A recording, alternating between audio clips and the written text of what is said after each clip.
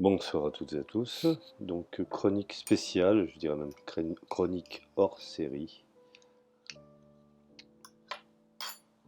C'est pour effectivement pousser un coup de gueule, excusez-moi l'expression, car je suis, comme beaucoup et tant d'autres, très en colère, car le système Catalina, le dernier OS de Apple, précisément embarqué sur les machines Macintosh, que ce soit des MacBook Air, MacBook Pro ou iMac ou Mac Pro,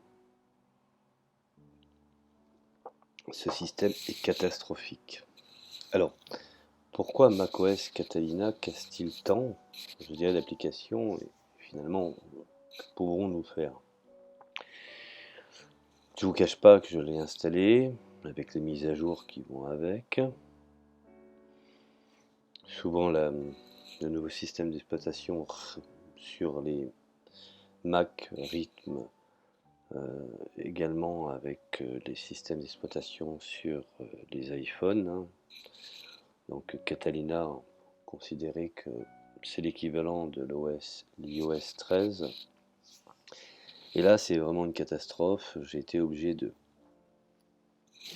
revenir en arrière, comme on dit, de retrocéder le système d'exploitation et revenir à Mojave,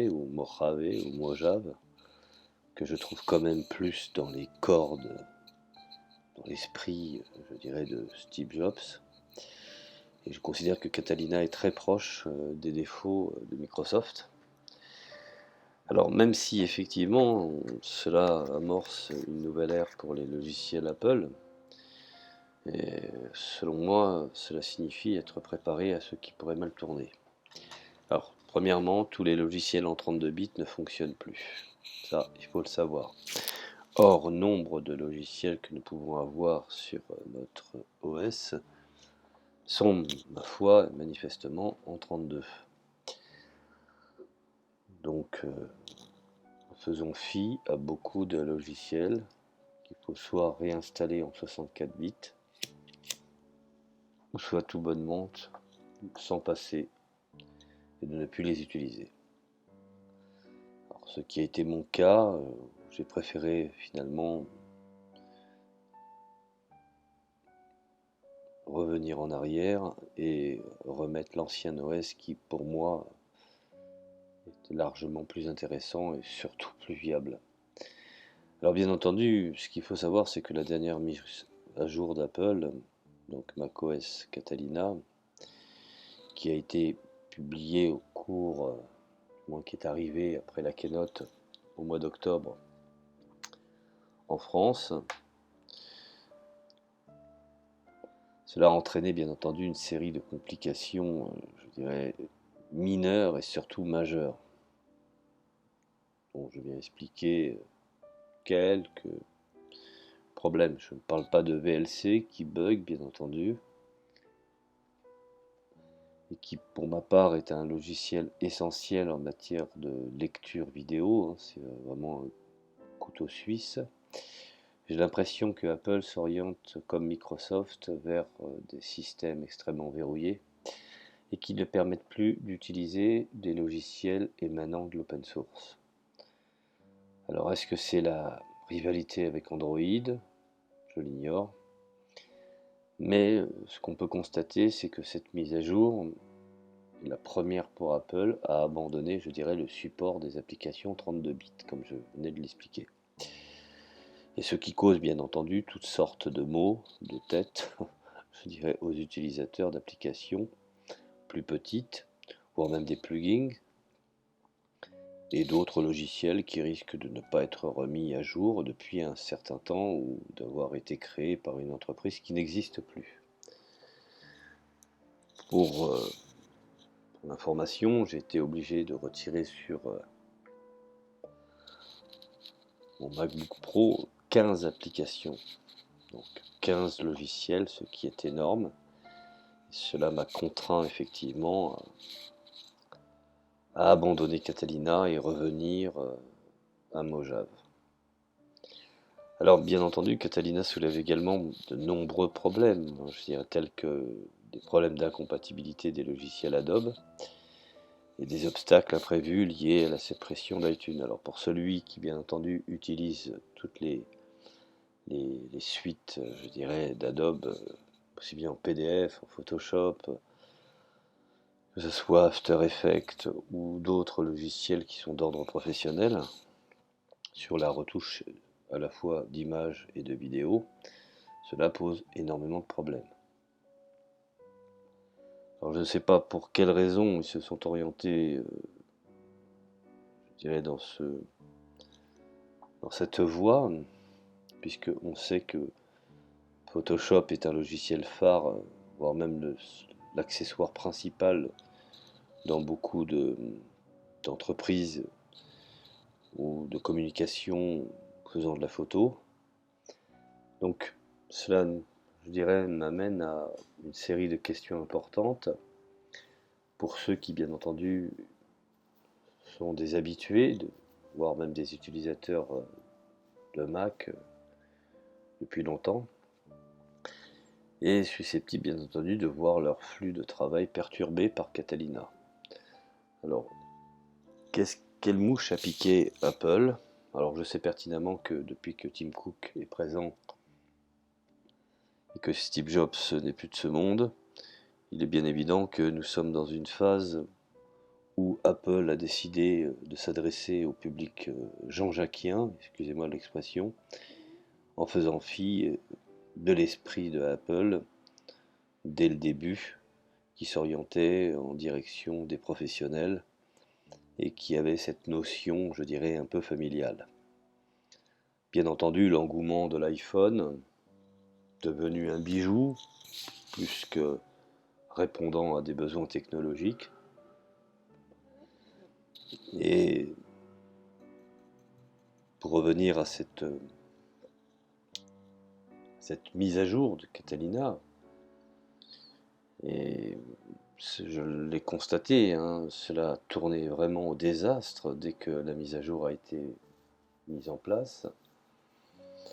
Alors moi, je me permets de vous conseiller d'attendre, dans l'espoir que Apple fasse un effort, comme à l'époque de Yosemite, hein, qui a été le système d'exploitation le plus court d'Apple, puisque il a précédé tout de suite, je dirais, succédé par Capitane. Alors, je vous conseille d'éviter de mettre cette mise à jour, ou cette mise à niveau, si on peut dire ça comme cela, ou cette migration. Alors, il faut bien se renseigner avant de faire peut-être le saut dans l'inconnu. Alors, bien entendu, pour la petite histoire, on sait qu'Apple a annoncé pour la première fois qu'il cesserait de prendre en charge les supports des applications 32 bits, comme je l'ai expliqué. Et il y a plus d'un an et demi, lorsque effectivement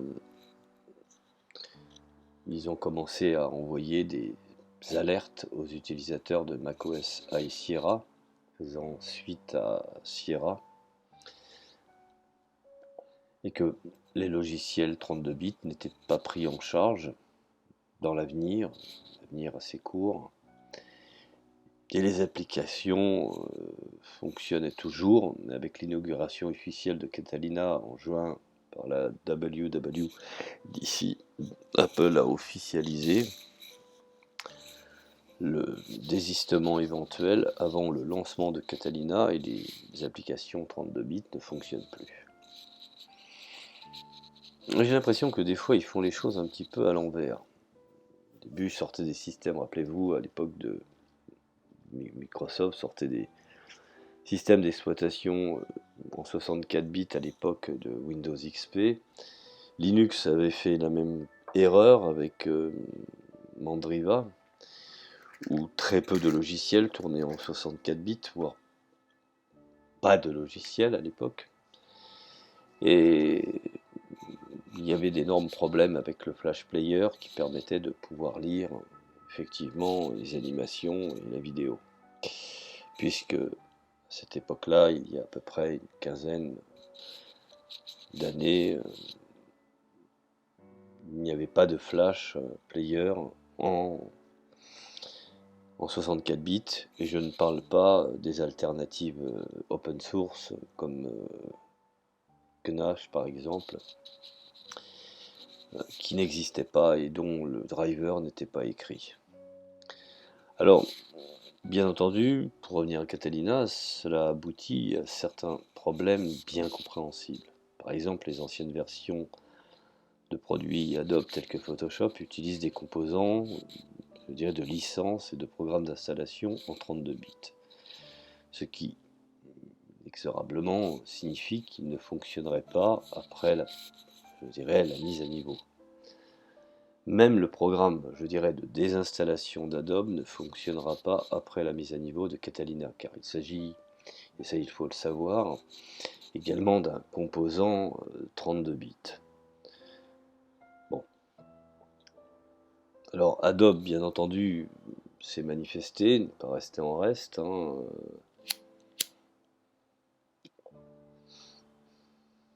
et recommande, bien entendu, de ne pas mettre à jour son Mac. Si bien entendu, vous utilisez cette version antérieure à Creative, par exemple Cloud de Photoshop ou Lightroom, il indique également que même si on effectue par exemple une mise à niveau, on doit probablement désinstaller ce logiciel au préalable, sinon il sera difficile de s'en débarrasser une fois qu'il sera rendu inutilisable. Et je ne vous parle pas des travaux et des maquettes effectuées sur ce support. Alors, parmi les autres logiciels populaires, capturés par cette transition de 32 à 64, on peut citer par exemple les anciennes versions de Microsoft Office, qui sont disponibles bien entendu sur les plateformes OS X ou OS, et qui, aussi étrange que ça puisse paraître, la suite bureautique de Microsoft marche largement mieux sur un Mac que sur son OS initial, peut-être Windows.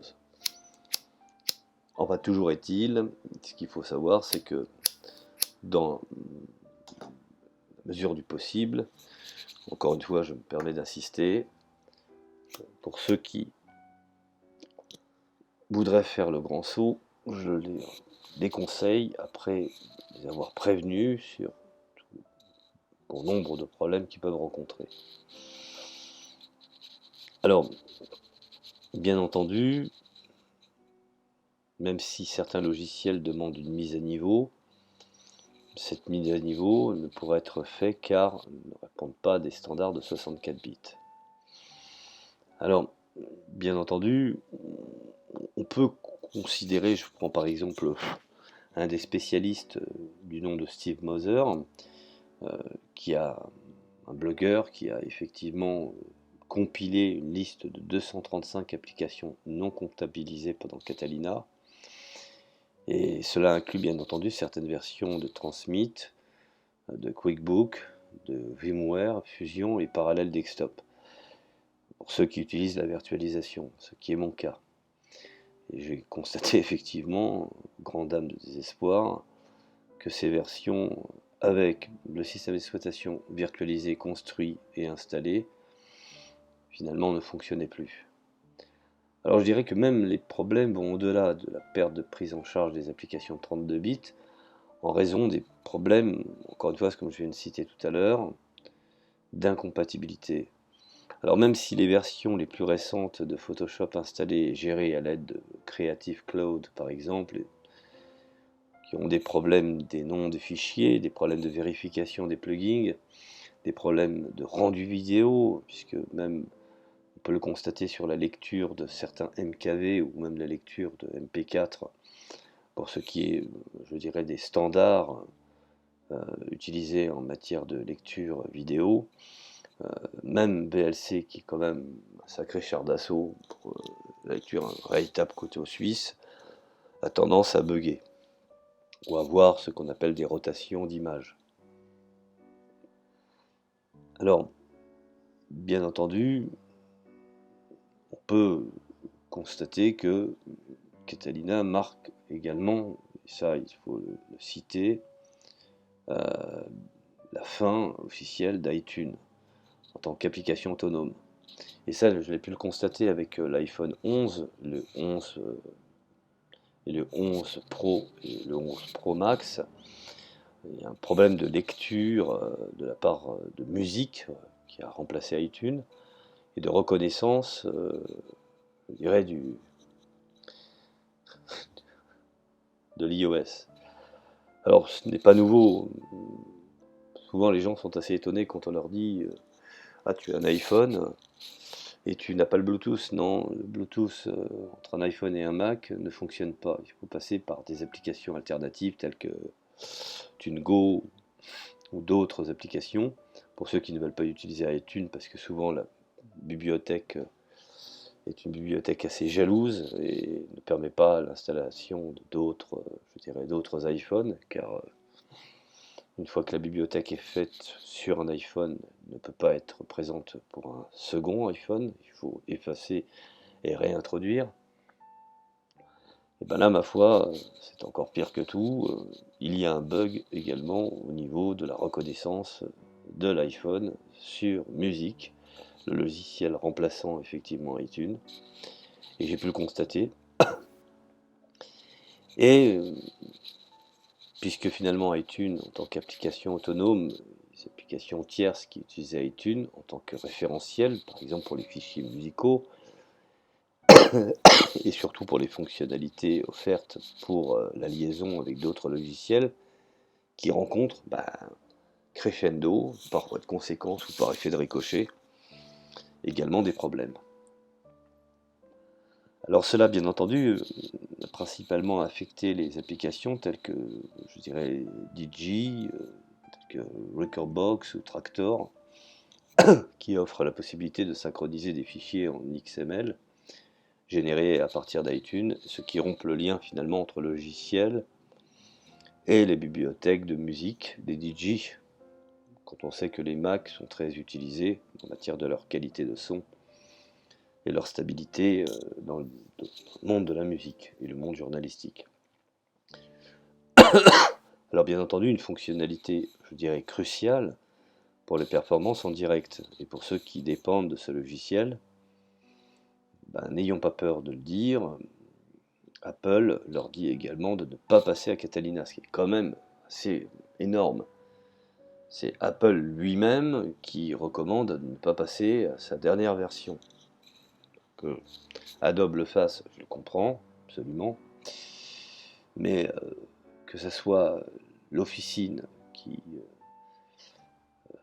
je dirais, responsable de ce système d'exploitation et de cette machine, donc du Mac, recommande de ne pas installer son propre produit. Alors bien entendu, il y a forcément plus de problèmes qui apparaîtront à mesure de plus en plus d'utilisateurs passeront à la Catalina et rencontreront de nouveaux problèmes imprévus. Mais pour l'instant, si l'un des logiciels mentionnés que j'ai pu, parce qu'ils sont pléthores malheureusement,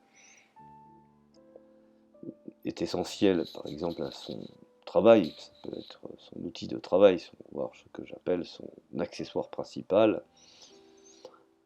dans l'utilisation du quotidien de l'ordinateur, il est probablement, je dirais, judicieux de retarder la mise à niveau.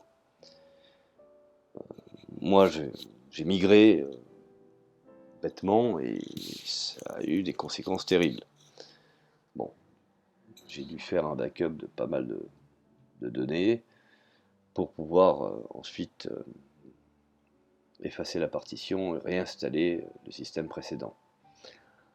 Alors, toutefois, il y a une chose que je voudrais dire, c'est que si on souhaite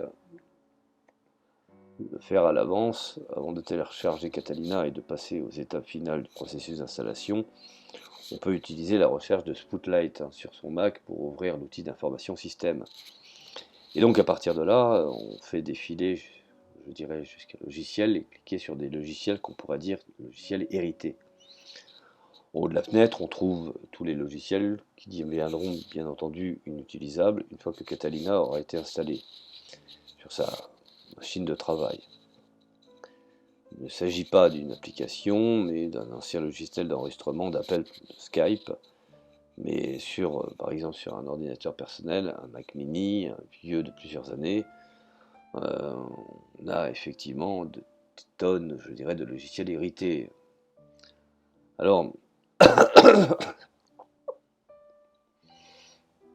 la question qu'il faut se poser, qu'il faut savoir, c'est prendre le risque avec une machine qu'on utilise dans le cadre professionnel. Alors, si effectivement on doit mettre à niveau en grande partie sur le point de savoir, je pense que si on prend le risque que certaines applications ne fonctionnent plus, on rencontre des problèmes dont on n'était pas au courant précédemment, même, je dirais, dans les logiciels 64 bits pris en charge, eux-mêmes ne sont pas très stables.